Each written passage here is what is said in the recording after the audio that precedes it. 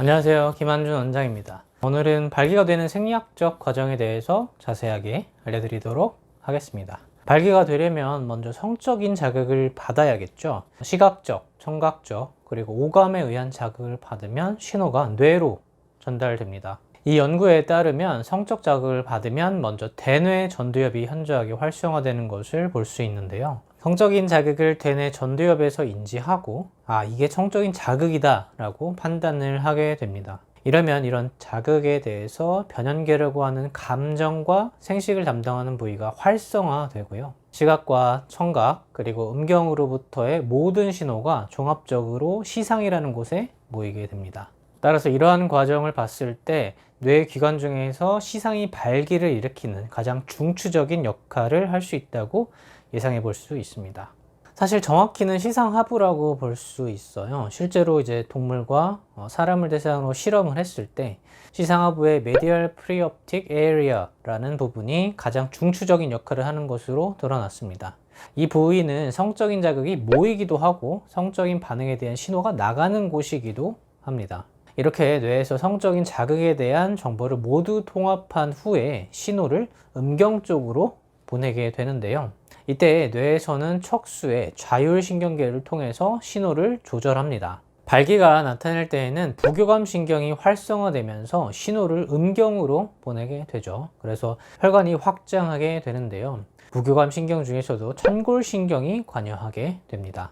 여기까지가 뇌에서 음경으로 가는 뇌 신경계의 반응이고요. 이제부터 부교감 신경이 작동하면서 음경의 혈관에 어떻게 관여하는지 알려드리도록 하겠습니다. 부교감 신경이 신호를 받게 되면 음경의 동맥이 확장이 되고 음경의 평활근은 이완성 확장을 하게 됩니다.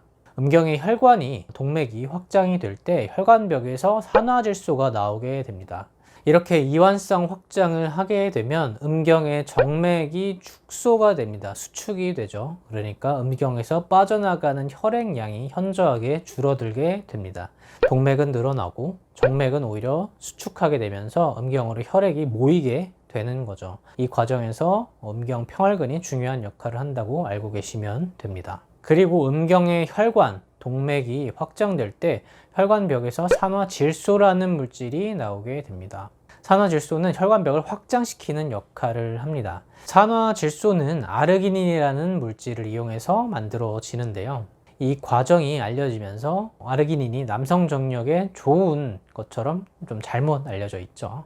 물론 아르기닌 자체가 부족한 분들에게는 어느 정도 도움이 될 수 있겠지만 아르기닌이 정력제라고 볼 수는 없습니다. 이렇게 생성된 산화질소는 cGMP를 통해서 음경 해면체 평활근을 이완시키는데요. 아까도 말씀드렸듯이 음경 해면체 내로 유입되는 동맥 혈류를 증가시킬 뿐만 아니라 배출되는 정맥 혈류를 차단합니다. 자, 이 그림을 보면 조금 더 이해가 쉬우실 텐데요. 정맥이 오히려 줄어들고 수축한 것을 볼 수 있습니다. 음경의 평활근이 확장되어서 정맥을 수축시킨 거죠.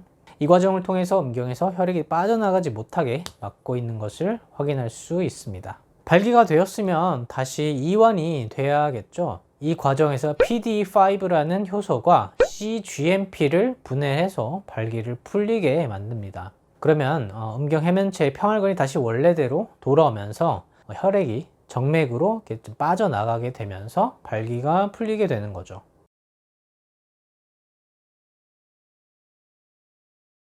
자, 지금까지 발기가 생리학적으로 어떻게 되는지, 어떤 과정을 거쳐서 동맥이 커지고 정맥이 수축돼서 혈액이 빠져나가지 못하는지에 대해서 알려드렸습니다.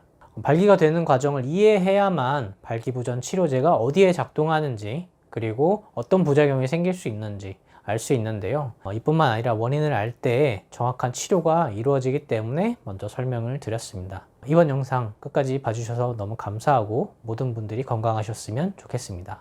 감사합니다.